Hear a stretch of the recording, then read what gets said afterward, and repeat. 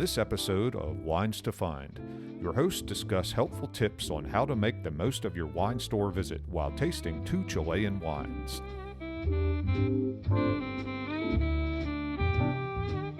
Hi, I'm Michelle. And I'm Sandy.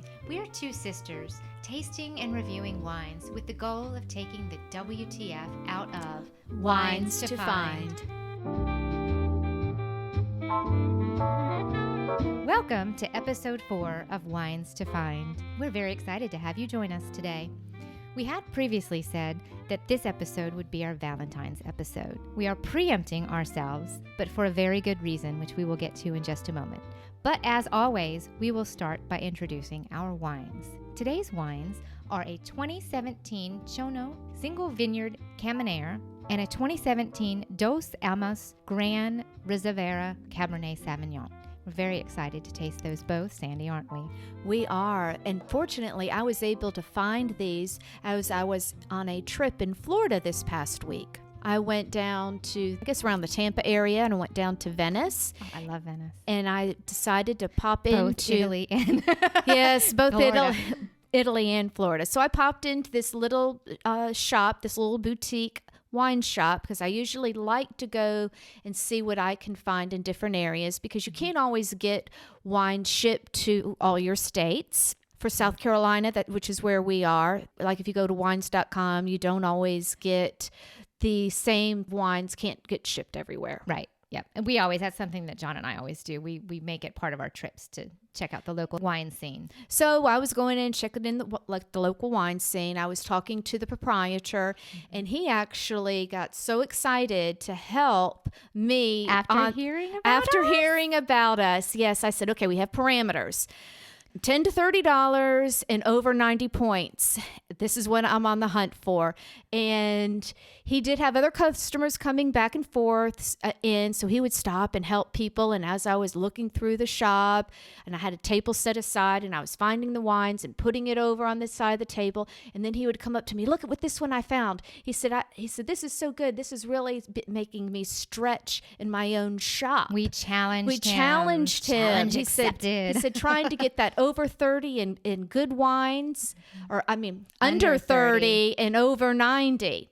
So he was very excited to help. Excellent. And so that is how we got preempted, sort of. We would like to share how to make the most of your wine store visit, which we feel like Sandy did an excellent job of that and brought back some really great wines for us. But before we get to that, let's talk about wine number 1. Okay. I have already poured. They're sitting here. They've been decanted. They're sitting right here for us, but let's talk about it. So wine number 1 is the Chono Single Vineyard Carmenere. And the notes on it the tasting notes is a hearty, dark red wine made from the Carmenere grape variety. And we've got some really interesting stuff about that particular grape in just a second. I'm so excited. I learned so much with this grape. So much fun. We are learning so much. It's really exciting. So both of these wine selections are Chilean from Chile. And I learned that Chile is the number 7 wine producing country in the world. Very exciting. This wine is actually organic. So this is a second organic wine that we featured on the podcast. And we really enjoy the organic wines. Living healthy. Healthy living, yep. Taking care of our bodies. So in this wine, the 2012 vintage was actually rated quite highly. And this one, we'll get to that when we get to your wine story about what it's rated. But the Carmenere, this grape actually was discovered by this winemaker. He's actually, the Chono's winemakers are Alvarero Espinosa and Juan Carlos Fondes. And Alvarero Espinosa is actually credited as one of the first winemakers to identify the Carmenere. And what's special about this particular grape is it must have been brought to Chile from France at some point, and then they thought that it was a Malbec because it was South American, and they thought that was the Malbec grape. And then I guess somehow along the way, I don't really know the particulars of the story. Did you? I did. Research? It was okay. Well, it was very interwoven, because this grape originally started in Bordeaux, France. And we know we like those, right? Right. And then they stopped using it. It was not as hardy grape, and it started to go by the wayside. Well, they had the phylloxera. Exactly. And so for those that don't know, there was this wine epidemic, a grape epidemic, and it killed a lot of the wines. It was a virus, basically, kind of. I don't know if that's the right word, but it was called phylloxera, and it killed a lot of the older vines in Europe. Well, some of them, though, because at that point that colonialism had happened, they had already been imported over to the southern regions in South America. They were already starting to make different wines, and those wines, they'd imported them into other areas of the world that they could grow. And this is one of the areas that it was found. And now, can I tell them what I found? Yeah. This is it's 97% of the Carmenere grape is grown in Chile. That is it. You will not find it in California. You can't find it any. It looks like their signature varietal. It's theirs. Yes, and they're hearkening back to that old Bordeaux style in the making of it, and so it's very exciting because it's something you can't even get in Bordeaux anymore, but you can in Chilean wine. I think I've heard that maybe a couple little boutiques are using it, but not very many. No, so I'm super excited to try this one. With that being said, we're going to dig right in and taste. All right. Well, first one. I want to smell. Remember, we want to do our look, smell, taste. Okay. Yep. We're going to look at it, and it is super duper, like, it's purpley. It is definitely purpley. purple. Definitely purple. I also heard recently that, I guess this is one of those things since we're starting to learn about wine. I originally thought that the deeper the purple, that it may be sweeter. I also heard that it may be less acidic. I can see that. So it's definitely purple. So I'm wondering if that is an indication. A lower level if it's of acidity. Exactly. Yep. All right. Do we get to smell now? Berry. Very blackberry. Vanilla. Oh, I get a little bit of coffee too. I don't know. Maybe so. Oak. Oh, definitely. Yeah. And not a lot. It's not over. Definitely. It's not over oaky. No, it was, and I have the note on that. It was aged in oak for a short period of time. Oh, there you go. Yeah. All right. I'm going to taste. Okay. Oh, it's smooth. Oh, it's interesting. Oh my gosh. It's different than a Merlot. It's kind of similar, but it's jammier. It is jammy, but not in a bad jammy way. No, it's not like in a good sweet. Jammy way. It's dry, but not overly dry. It's very nice. It's full in the mouth. It is. On the dry, what do you think? 1 through 10? I don't think it's terribly dry. I think don't it's either. a mid-range. I think it might be like a 4? 4, 5. Yeah. 4.5. And not very acidic either. No, very low on the acid. Very low on the which acid. is good. Not overly sweet. Pretty good. It's very tasty. Yes. So our friend at the wine store, we'll talk about it in a little minute. What was his name? The proprietor? Oh, Bill. Bill. What was the name of Bill's store? It was, oh my gosh. I wrote it down. We'll have to put it in the show Fine Wine notes. and Spirits. Fine Wine and Spirits. Oh, Venice. Venice. Fine Wine and Spirits. So, and Bill helped us out a lot. He and did. So that's one thing that we will be talking about as we sit and sip this. The reason why we preempted our husbands to the week of Valentine's Day. What do you mean preempted? Are you saying we're changing up our editorial calendar? Is that what you're saying? We did. We changed our editorial calendar, but now we get to tell you exactly what we have planned for February. We actually had so much content for February, everybody, and we were so excited that we were like, okay, well, first of all, we have to take a step back and put it in the right order. And the Valentine's episode, it makes sense for that to be the week of Valentine's Day. So that has been pushed to the week of Valentine's Day. So I'm just going to let you guys know what we're doing. First of all, though, before we even get to the editorial calendar, we have to say thank you. Oh my goodness, yes.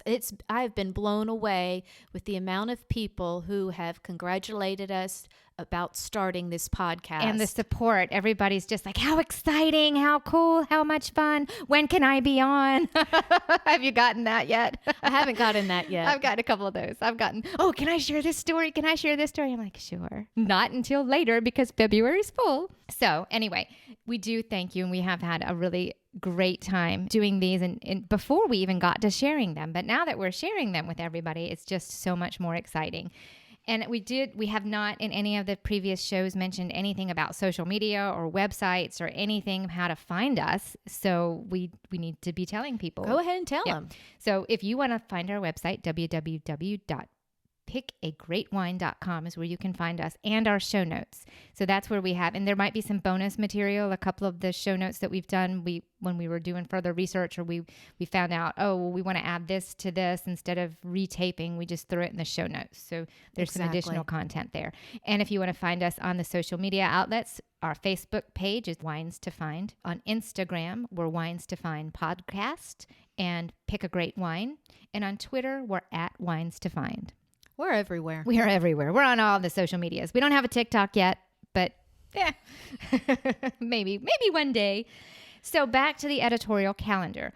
Our upcoming episodes on 2/13 will be the Valentine's episode, in which we introduce our husbands to y'all. And the next one, very exciting, is going to be our first road show. We're going down to Charleston to their wine. What is it called? The Charleston Winter Wine Festival. Very good. So we're going to go there, be live from that. Hopefully. We're going to do a couple Facebook Lives, maybe. We'll see if we can pull that off. Yep, we'll do that. And then on the 27th, we're going to have our very first true guest, not just husbands, but our very first wine guest. We're very excited about that. Yeah. And that's a non-remote, because that will be, we're going to tape it in Charleston with a Charlestonian. So we're super excited about sharing that with you guys. So that takes us through February. And then our first episode for March is already looking ahead. Oh, yes, that'll be Italian wine. So we are already starting to get a good editorial calendar together. But we would also like to hear from you. If there are any topics, wines that you would like for us to discuss, to research, and to share, then let us know. Hit us up on our Instagram or Facebook. That's right. And one thing that I've just been overwhelmed by is the response and the idea of cross collaboration. We definitely want to reach out to everybody that's in the wine world, and we want to have them embrace us as we're willing to embrace them, and we want to collaborate as much as possible. Right. And Michelle, I think this may be a good time for me to share my idea with you guys. Yeah.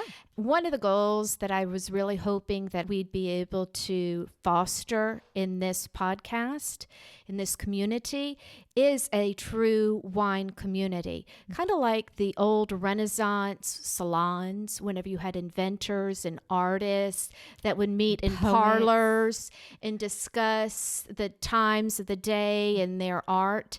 Well, I'm hoping that we can be the 2020 virtual wine salon, where people come and talk and share their ideas and thoughts about wine and food. Absolutely. And I think there already is a wine community out there. We just want to tap into it and be part of it. And we're excited. We've gotten some really great follows so far on social media. Oh, it's definitely there. We just want, we want to just become a part of it. Right. And we want to foster, help cultivate. We want to help cultivate and add our voices to what's already happening out there and have those voices join us. So welcome to Wines to Find, and we're looking forward to you guys interacting with us and us interacting with you. Back to our concept for the episode, which was make the most of our wine store visit. Oh, okay, go that ahead. I thought we would talk about. Talk about now? Yeah, I still have some of wine number one, and I'm enjoying it too much to stop right now. So one thing that we thought of, because we had this great experience with Bill at the Venice store, was let's share with you guys some tips and tricks on how to go in and get the most out of that wine store visit. And one thing that maybe not be 100% something that everyone is willing to do or comfortable with, but you got to bring out that inner chatty Cathy. You've got to be willing to go to the sales associates at the stores and really cultivate that relationship and introduce yourself and tell them what you're looking for. When you walk into a store that's wall-to-wall wines, well, you've got us and we're happy to help you. But another resource is the person at the store who can point you to what is good that they have in stock, because you might be going in, like Sandy took her list and Bill helped her. Bill did help, and one of the great things that he was able to help me do is I had a list. I knew what I know a good bit about wine, so I knew what I was looking for, kind of, sort of. You know, you go in, it's a ton of wine. But then he started looking. And he started having fun. And he started to go on the hunt. And then as we were there in that boutique shop, it wasn't one of the big box ones. And they might have some specialty stuff. They did. He had a couple specialty things, but not only that, he had them at a better price point. I was able to purchase at least 2 bottles under $30 that would have been easily $50 bottles. That's great. So those are really good values for high quality wines, and I would not have been able to get that unless I spoke with him. Right. And that's another. So that brings me to point number 2 that we had is search for their discounted items, because a lot of times they're making room just like when you're shopping in The right end now. caps. The end caps are always your discounted stuff, but they have to buy new product, and they have to have their stock turnover. They might be getting rid of the previous year's vintage to make room for the next year's. And if that's a really great, highly rated wine, the next one might also be, so they've got to make room. So you really have to know, but you also have to know what you're doing. And that's where, like you say, having some idea, because you don't want to go to just what's on the end cap and go, oh, well, this is on sale, and grab it. You got to bring out your inner girl boss. You're familiar with that? I've heard of that. So she's the girl that Sofia Amorosa, I believe is her name. She started out, I've read her biography. It's great. But she started out buying clothes in a thrift stores, and she would get like a jacket that she knew was a Chanel and was, nice, high-end label, but but also hard to find, like a rare one. And she knew enough about fashion to know that it was a steal. So she bought it, flipped it on eBay, and ended up becoming a millionaire. That's just crazy. Just because of her knowledge and what she knew. Well, we're not going to flip this wine. We're going to drink it. But you actually have to kind of know a little bit. So listening to us first, getting an idea, identifying your taste, and then going in and using that sales associate as your resource is going to really help you out. Using all your resources. Right. That's what you're basically saying. Mm-hmm. Combine them all so that you're loaded, you're locked and loaded and ready to make some good purchases. And the other thing one thing that I think is important is to take note of stores in your area and what their wine tasting schedule is. Oh, yes. And make sure that you're scheduling your trip around them so that you can, a lot of times what they'll do is they'll have a distributor there. They're giving you more information. They might have some unique items, and they've got some neat stories. Or you might tell them, once you start identifying your taste, you may say, oh, I really enjoy Malbecs from Argentina. Mm-hmm. They may be able to tell you, well, you might enjoy this grape. Go to this varietal, and that may give you something new. Mm-hmm. And so it just doesn't make any sense if you're doing it in the right fashion. You would look at it and go, okay, well, they're having a wine tasting on Friday night. I'm going to go make my purchase on Friday night versus hitting them up on Saturday morning when you're just going to go right. buy wine. Plus, they probably have 2 or 3 different wines. The more wines you drink, even if you don't like them and you would never purchase them, as long as you get an opportunity to taste them, you're experiencing them and expanding your palate. Okay, so I do have one more thing that I would like to talk about, just our personal experiences with wine stores. Let's do wine number 2 first. Do we want to? Okay, that's good too. Yeah, I'm flexible. Yeah, I do. I've got lots of notes about wine number 2 as well. And the really fun thing is we went ahead and pre-poured, so we have the glasses right here.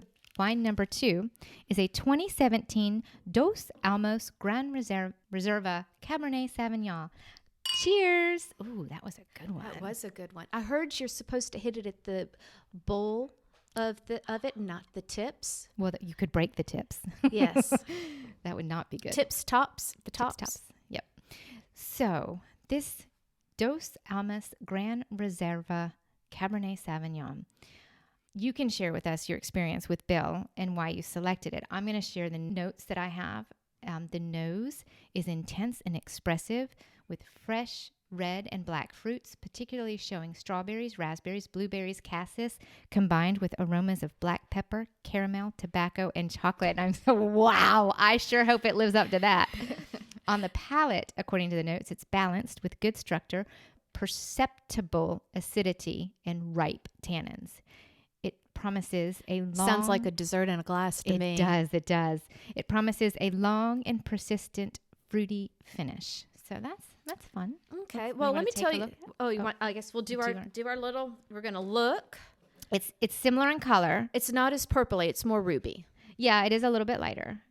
And it's more red than purple to me. Yeah. More ruby. And then the legs on it. I think it even has a little bit of brown on the edge too, but maybe not. Nah, No, I'm not getting No, red. I don't get that either. I put it over. I had it in front of the brown table. Put it over by the white. I put it over by the white paper where you're supposed to put it, and I can see it so much better now. It does have some good legs. Mm-hmm. Now we're going to smell. It smells really nice. Smells very berry, cherry almost. I'm going to stick my nose in it and hope that I don't get it on my nose like I did in the last one. Not very much tobacco. I know it says it has tobacco, but I haven't smelled tobacco I'm in a getting a while. little tobacco. Okay, I'm going to dive right in because I have to. Oh, a smooth finish. Mm-hmm. Not very many tannins. And it's really sweet at the end. It is very sweet. But not a bad sweet. I definitely get the long fruity finish comment. It's more fruit forward than the last one. And it's a melony fruit. I'm getting melon. Are you getting melon? I wish I knew how to describe it. It's just not as berry, maybe. It's not. I think melon. Is that it's why like honeydew, watermelon, melon. Yeah, but it's not a white wine, so that's so atypical. It's very weird, but it is. I'm definitely getting melon. It's. I like it. It's definitely fruitier than. It is definitely fruitier. It's not jammy at all. It's not in a jammy way. The other was more jammy. It's very nice. It's not as dry. I would say this is even like a 6 or 7 if that gives you guys an idea as far as where it's laying. Yes. Yeah, definitely. And then the tannins are also very low. Yeah, no punch back at all. No punch back. And not very, you know how sometimes whenever you're drinking alcohol and like burns whenever it's going down your throat? I don't get that at all. No. Okay, so back to our taking advantage and making the most of our trips to wine stores. I have 2 wine stories just personal stories I was going to share. We would go to, on Friday nights, there would be a wine tasting at this one local store that we would always go to, and we kind of would schedule our wine visits around the tasting. And we ended up where one of the ladies that worked there, she just had a really good idea of what we liked, and so she would always. She knew y'all that well, huh? Well, yeah, we were regulars, and we would, you know, and we would tell her, well, we like this, and she'd say, okay, well, if you like this, you need to buy this, this, and this, and then we would go back the next week and we'd give her feedback, and she'd be like, okay, well, now I'm gonna take you here. Oh, so she's very knowledgeable too, right? So we ended up, you know, for I would say a couple of years, we went specifically to that store. It wasn't always on Friday nights, but when we went, we always looked for her, and we would kind of, you know, chat about wine, and we would tell her about what we were looking for, and she would always steer us in the right direction. And we ended up tasting just a ridiculously amount of good wine just based on her cultivating that relationship and having somebody that, you know, that was a go-to for us. So that's great. So I do encourage that. And then, you know, John and I do our exchange of Valentine wine every year as our Valentine gift. And obviously everybody will hear about that on our preempted episode. But at another wine store that's nearby my office, I went and they had an end cap situation where it was on sale. And one of my aha moment wines was one that a guy at that wine store who I ended up striking up a conversation and said, you know, I'm looking for a special, this is our thing. We do Valentine's and I got to get a good bottle of wine. And so he was like, oh, you know, and they like the challenge. They enjoy, and that's what they're there for. And so he took me and he's like, this is an excellent wine. It's great. It's on sale. And it was this vineyard that they actually have they're an Italian winery and vineyard in Italy, but they have a California one that they had just established or have been being established. So it's like the same. It's the same owners. Yes. Okay. So they have a California one and an Italian one, and the Italian one's like ridiculously expensive. And this was the California, and it was a white. It was a Chardonnay, and it was, you know, on sale. So I ended up getting it at like reasonable, right? But it was the best Chardonnay I've ever had, and had I not talked to that person and said, you know, I really want something special, I just would never have even known, you know. Right. And then I went back and bought another bottle because it was so good.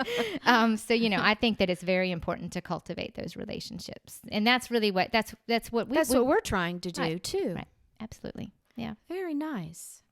About this particular wine, whenever I went into the store, there were 2 vintages. One that we are currently drinking, the 2017, said it was a 92 on the place card beside it. And there was also a 2016, and it said it was a 91. So I went ahead and decided, well, I'm going to go up for the 2017 and get the 92. So it told me that it must have consistently good. When I was looking online, the 2018 and 2019 vintages were both rated by James Suckling as 91. Oh, okay, great. It sounds like there's some consistency. Very consistent. Very consistent. So I thought that was interesting. Mm-hmm. Are we ready to rate our wines? Yes, let's rate them. Okay. I have to go back and taste the other one because they're very different. They're so different. Can I go first? Sure. She's ready. She's like writing down. I'm ready. I'm writing down what I'm my thoughts here. The Chono. I am going to give that a 4. I can see myself going back and buying a couple more bottles of that one. That's my style. I like it a little bit drier, a little bit of acidity, and full body. I'm definitely giving it a 4 cork. I would give this one a 4 too. This one, I would go find it again. And it's such an unusual grape. I think that's a lot of it. And it has, I think it's got some depth or some. I want to explore complexity. That. Right? Like yes, I want to try it with food. Definitely, I want to try it with food. And I feel like one bottle is not going to give me enough of that grape. So I want more of it. Wines to find, definitely. So, okay. And the next one is the Dos Almas. Almas. I'm going to give this one a 3. Yeah. It's a little sweeter for me. It is sweet. But I don't know if that's just my taste. And after I had something that was so much drier. I feel like we tasted out of order. We did. We didn't know that at the time. No. And I was actually thinking the Cabernet Sauvignon would have been heavier than that one. So that's why we did it in that direction. I'm going to give it a 3.5. 3.5. How did she knew? Yeah. Because I do think it's interesting. I think it's very interesting that I'm tasting notes of melon in it. And I'm not getting a lot of berry. And I would probably want to see if there's some consistency there. Like or play with the vintages and go find one of the other years just to see. But I'm leaning almost towards a 4 just because I think it's got enough of an interesting taste that I would want to try it again to see if it's consistent. But 3 is still. I know, but I'm leaning towards would be one. I'm curious enough that I think it would be one that I would note. I need to try it again. So you're going for a 4 on that. I feel like yes, okay. I do. And discounting because it is sweet. It's a little bit sweeter, but when you're looking for that sweet, it may go very well with a good many dishes. I feel like it's not gonna clash with a lot of food. I don't think. And that melon that I'm getting is just so interesting for it to be a red. See, and you don't like Pinot Noirs. This is going to open me up to this might, because to me this would lend itself to something like that. See, I'll get you liking Pinot Noirs. I'm just going to like them all by the end of this. All right. So that's probably my high, other than our first episode where we kind of went in with the heavyweight that we knew we would like. This has been my favorite, I think, so far. Mine too. So Bill really steered us in the right direction, right? Well, he didn't steer me on these 2. Sandy did a good job all on her own. These were 2 that were all me. Oh, excellent. And I do enjoy Chilean. I do. That's why I like wines from Chile. So I knew I liked that region. So I did. I was looking specifically, and I wanted to go $15 and under. Did we even say how much these were? We didn't, but I did note. I mean, one of these is like $11 or something like that. I believe the Chono was like under 14 or under, and the Dos Alamos was 12, maybe. Both of these. I know one of them was $11.99. I can't remember. Oh, you know what? I can pull it up. Well, that's all right. We can put it in the show notes. But just know both of these were under $15, and they were that good. They're excellent for being under $15. Wow, You they can't both of be- the. I mean, I guess you should also put it in that perspective, right? Because so you might need to this rethink is your rating. I might need to rethink my rating because if this, I didn't even think of that. If this is a $12, $13 bottle of wine, then with that kind of complexity. yeah, I'm thinking I might go 4. I changed her mind. I got her to go to 4. I did it, and it's because of the value. The value. I think it it's was a good value. I do. tasting wine for $12, $13. With some interesting notes and characteristics that could spawn a conversation. Yes. In our salon, in our virtual wine salon. All right. So we've rated our wines. We've told you some tips and tricks about how to make the most out of your wine visit. And we've talked to you about our social media. And I can't stress enough how thankful we are for you guys listening to us and following us along. The only thing left is our crushes. I have a good one. All right. Then you get to go first. So this week, as you heard at the beginning of the episode, I was driving. So I purchased a book on Audible to listen. And the name of the book is, hold on, let me go back over, make sure I'm telling you exactly what it is. It is The Food Explorer. I'm already liking it. Well, it has it's a true story, and it's by Daniel Stone. The main character is David Fairchild. He was born in the late 18... Is it fiction? No. Oh, okay. It's true. Okay, that is true. Yeah. Okay. It's not, it's true. It's a true story. When you said main character, I was like, oh. The main character from his because he's passed away. He was born in the late 1800s. So the author went back and actually met the granddaughter then got the notes and the history. And what he ended up doing is he truly was a true food explorer. This is prior to the Drug and Food Administration, the Agricultural Department having any oversight. Any oversight at all, because it really wasn't there. It wasn't, yeah. There was no governmental apparatus. There for wasn't it at the time. And he ended up going and exploring all over the world and bringing back different fruits and vegetables, because one of the roles of the government was to help. Well, let me step back. The senators would have seeds in their pockets, so whenever they would go back to their districts, they would give them out to the farmers, because remember that most of the population at that time was agriculture. 80% were farmers. So that's how they got their votes. They gave away their seeds. So at the time, they needed diversity in their crops. And in the soil, and they needed stronger, and they needed more variety. So it discussed the way different fruits and vegetables that came in, kale, oranges. I mean, so he was like the guy that that brought it back, and the hardier varieties. And then he also helped get this other guy, Meyer, the lemons Meyer. Yeah. He was also a food explorer, and he was responsible for bringing so many to North America, or to the United States specifically. And David Fairchild was also made it to where we got the cherry trees in Washington, D.C., and it told that story. Oh, I mean, it was wow, that was very interesting. It was a very interesting book. So, did they mention wine at all?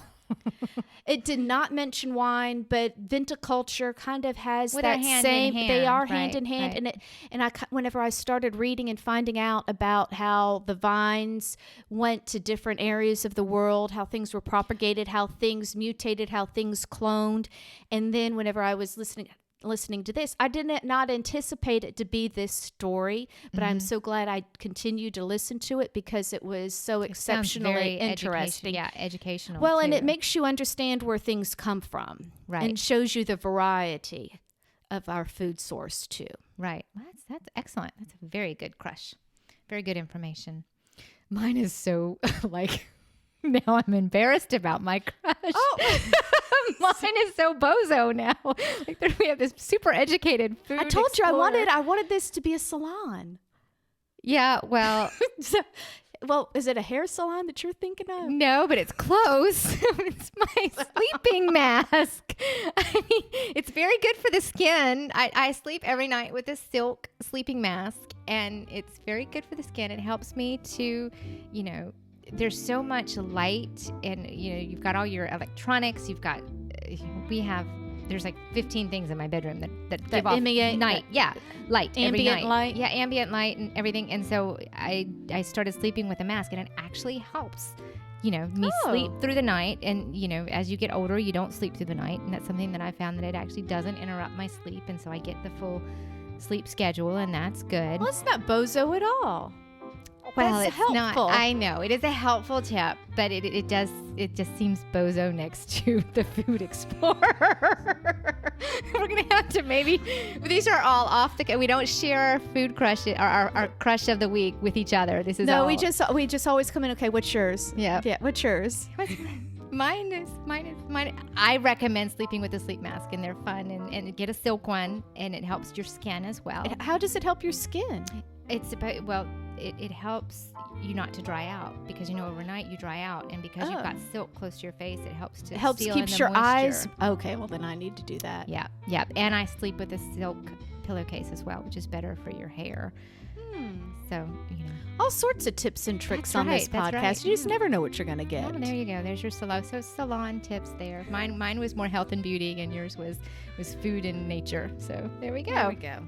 All right. Well, and so next week, we promise, on February 13th, we will be dropping the episode with our husbands. It'll be very fun, and we hope you'll keep listening and enjoy, and subscribe, and check out our social media. Yes, please hit that subscribe button so that way we know that everybody's enjoying us. That's right. And reach out to us. DM us. We want to hear how and what your thoughts are, and if you want to collaborate, we're here to collaborate with you. And we're looking forward to our next episode on Wines to Find.